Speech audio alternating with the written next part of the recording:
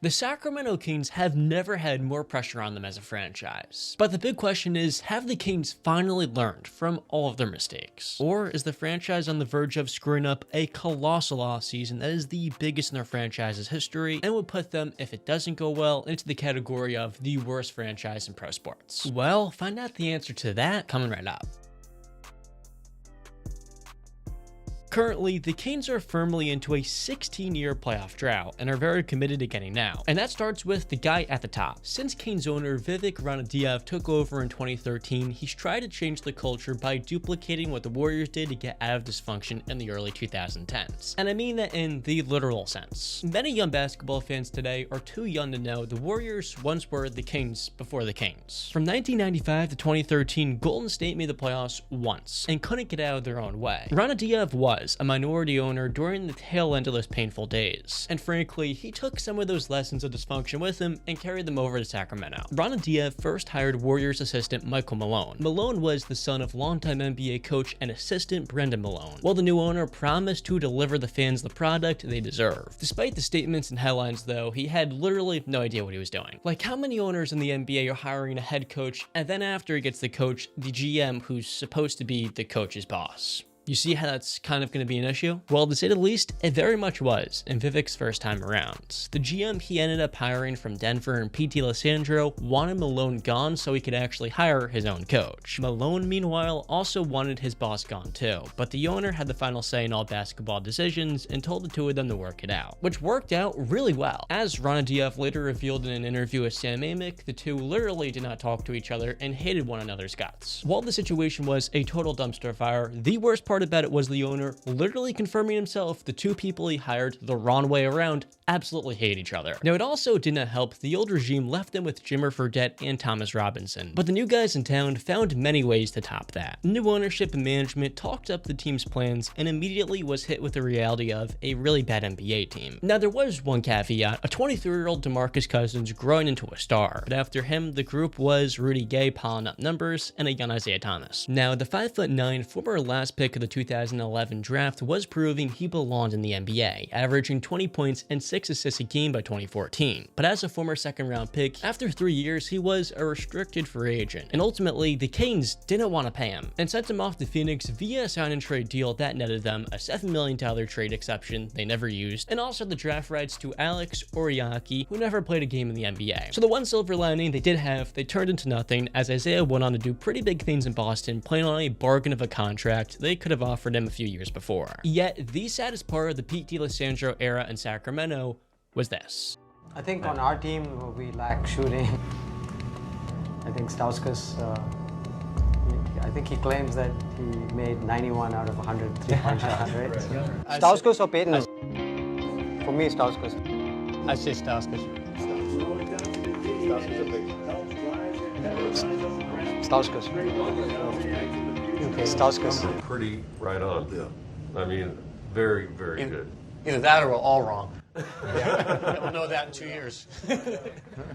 Nick, you're in the war room with the crew. This is Vivek. We just want to give you a California welcome. So we're going to say 1, 2, 3, and we're all going to shout, Nick rocks.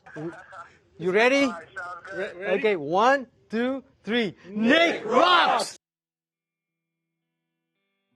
In any small market, you need to draft well. So for a team playing in Sacramento, they do not have the luxury of screwing up the draft and then making that up through free agency, which the Kings still did try to attempt after drafting Nick Stauskas, but one thing at a time here. In spite of their coach Michael Malone having no support in his first time as an NBA head coach, his team still started his second season 9-6, but then Demarcus Cousins got meningitis, as Boogie missed the next 3 weeks and his team went 2-7 without him. And while the losses were piling up in his absence, that was precisely when Lissandro was able to fire Malone, and he fired Malone. Malone's interim was former player Ty Corbin, but by the All-Star break, they're hiring their third coach in 2015. Now, if you're going to do that, hiring a Hall of Famer in George Karl sounds like a pretty worthwhile thing. Before getting fired from Denver in 2013, Karl won Coach of the Year with the Nuggets team that had really no business winning 57 games. And for Kings ownership wanting to make the playoffs, of course, they got a guy who did that in all but 3 of his 25 years of coaching. His coaching resume spoke for itself. As fan excitement for Sacramento Sacramento was through the roof. Except, you can't make 2 coaching changes in the same season, and then while you're basically already at the playoff hunt, expect your players to buy in at the end of the season. And that right there leads me to the most convoluted front office in NBA history. Chris Mullin, Vivek Ranadive's special advisor, left to become the coach of St. John's. And with Mullin now gone, his replacement was another Hall of Fame player in Vlade Divac, who, despite having no NBA experience in the front office, was anointed the VP of Basketball Ops, which soon basically put him in charge of the show. And with their GM and PT Alessandro basically now reporting to him, he ended up leaving. And that lack of experience was exactly what doomed the Divac tenure before it could even begin.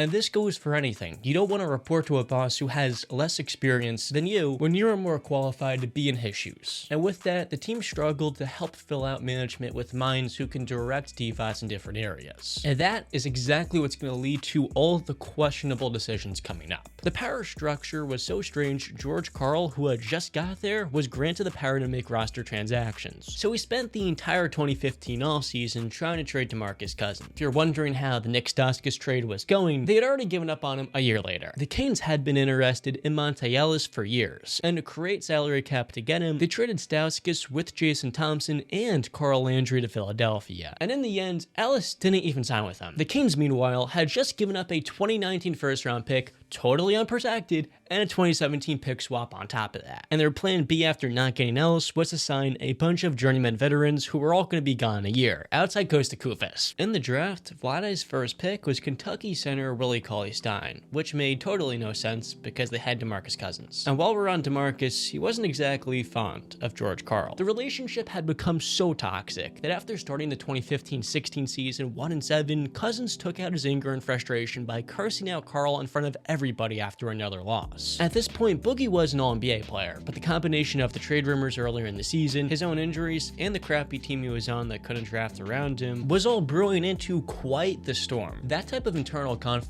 will put any GM in a tough position, I don't care who. And that especially goes in for a rookie on the job who didn't even hire the head coach himself. So he asked his players if they thought Karl should be fired. Later in the year, Cousins was chewing out his coach during a timeout, which led to Karl giving him a 1-game suspension.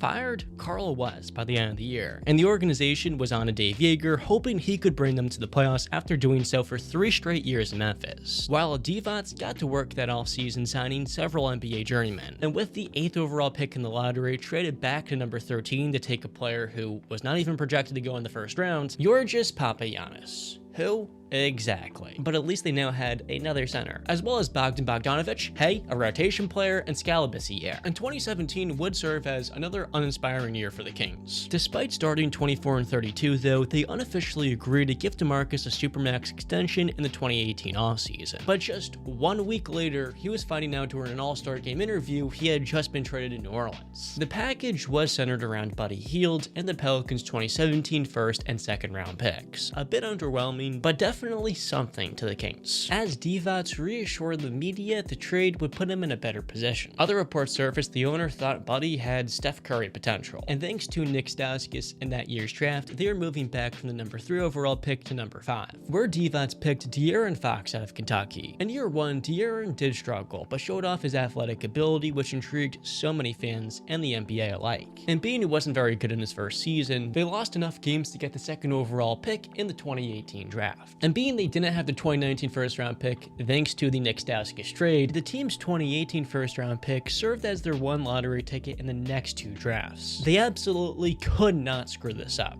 Or they could, just ask Brooklyn how that went. Reportedly, the new coach from Memphis wanted them to select Luka Doncic. And that right there is exactly why I believe it. Dave Joerger just spent the last 3 seasons coaching the slowest team in the NBA with the Grizzlies, who had a ton of success playing with that style, by the way. He didn't want to play fast with a guard like Fox. Whereas with Doncic, though he was young at 19 years old and showed scouts overseas he could push the ball up the floor, the youngest EuroLeague MVP ever had a playstyle that was more so slow and methodical, picking apart defenses as a basketball player and entertainer. Of course, Joerger preferred Luka, but when looking at the Kings draft board brought to us courtesy of Vlade Divac, Doncic was 3rd on their draft board, in favor of the class's top 2 big men in DeAndre Ayton and Marvin Bagley. With the 2nd pick in the 2018 NBA draft, the Sacramento Kings select Marvin Bagley III.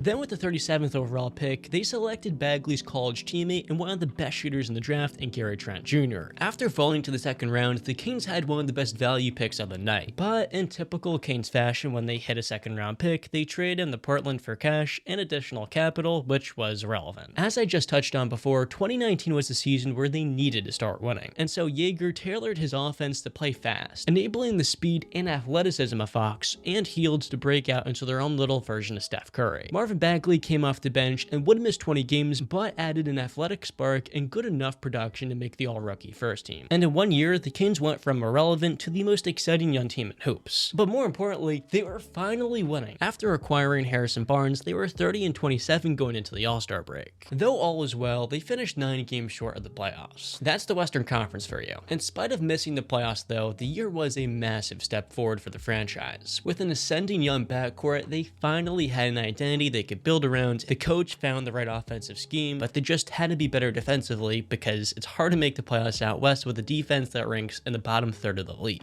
You may know what happens next. Dave Joerger gets fired, while Divac, who just royally screwed over the franchise by making an epic mistake in one of the best draft classes in recent memory, got a 4-year extension. So why was Joerger fired? Well, the team missed the 2019 playoffs after dropping 17 of their last 26 games ending the season. The last 2 of those losses, mind you, came against the Pelicans and Trailblazers, who are resting basically their entire team and still hung up over 130 points on the Kings' heads in both nights. But that was just the boiling point. Unsurprisingly, there was a ton of tension between coaching and management, from disagreements over Marvin Bagley's playing time earlier in the year to Joerger's relationships with his players and front office. And according to reports, the reason he left Memphis, a really good situation with a stable franchise, to a not so stable workplace in Sacramento with a ton of pressure, drama, and frankly toxicity, was because Joerger saw the opportunity to eventually surpass Divac and become the Kings GM. And with later reports revealing that players were going to Divac complaining with the way their head coach was using them in games, after firing Dave Joerger, Vivek Ranadive and Vlade Divac picked Luke Walton from LA to be their next coach. Because, unlike Joerger, Walton was a former Warriors assistant. That summer was not a great one for the franchise. Harrison Barnes baited them into an $85 million contract extension, which was a bit out of his price range, and since they're already throwing money at him, Buddy Hield wanted to be paid and about got the same front-loaded style contract totaling for 4 years over $80 million. As for the Luke Walton era in Sacramento, it was unpleasant to say the least. In 2020, the Kings got off to a much worse start, while not only playing slower offensively, but being plagued by injuries. They did win just enough games to be invited to the NBA bubble, but everyone knew they weren't making the playoffs, before finishing 12th out west. After being paid, Buddy Hield regressed in his 4th season and wasn't happy after being benched for Bogdan Bogdanovic. Marvin Bagley, on the other hand, played in just 13 games due to injury and was a negative wall on the floor. This was the point everyone hated him for the Kings taking him number 2 overall. And lastly, Vlade Divac stepped down. The Divac replacement was Monty McNair, another first-time GM, but one with over a decade of experience working under Daryl Morey in Houston. His first move was an absolute hit. With the 12th pick in the 2020 NBA Draft, the Sacramento Kings select Tyrese Halliburton from Iowa State University.